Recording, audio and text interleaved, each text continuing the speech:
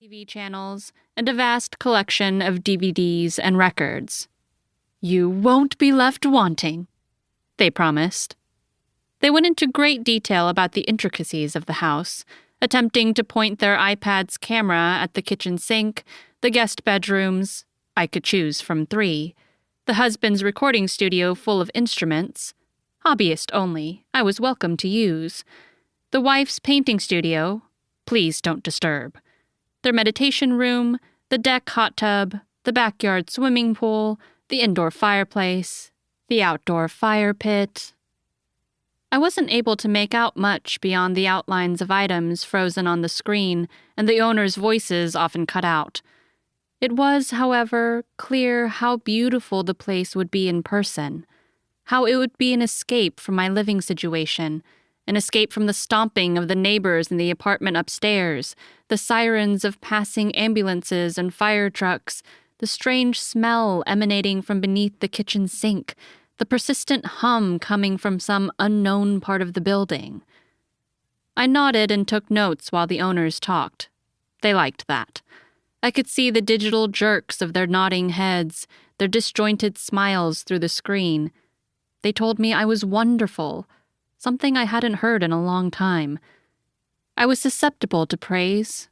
I felt a warmth rise up from my legs into my chest, the sense that my life was back on its intended path. They asked me to promise that I would take the very best care of their home and dog, and, most of all, they hoped I would benefit from the space, which they called, euphemistically, a beautiful retreat from the world's increasing chaos. I had never been on a retreat, let alone worked a job described as a retreat. I told Catherine and Eric, those were their names, that I would be most appreciative of the opportunity. On the day of my arrival, I was late, and the couple had only 15 minutes to show me around their home before their driver would arrive and take them to the nearest airport 2 hours away. The house was more secluded than I had realized, which was why it had taken me so long to get there, by train, then bus, then taxi for the last remote leg into the woods. Catherine and Eric were gracious and told me not to apologize. They hugged me on the porch and welcomed me in through a giant arched wooden door with matching arched window panes. The house was a California arts and crafts revival, according to the owners. It had an open concept layout, a long, gigantic room where spaces flowed naturally from one to another based on the arrangement of furniture, all of which had an elegance and warmth that shocked me into silent appreciation. None of it was ostentatious, which made it all the more desirable.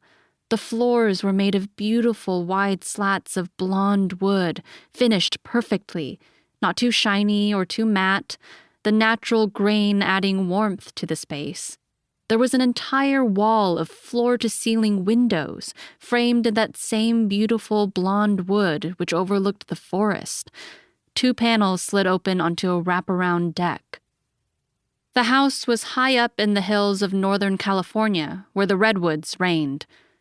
Though the house technically fell within the borders of a nearby town, it was in one of those areas that had its own unofficial name used by everyone in the know who lived there, indicating it was far nicer than whatever was in the flats.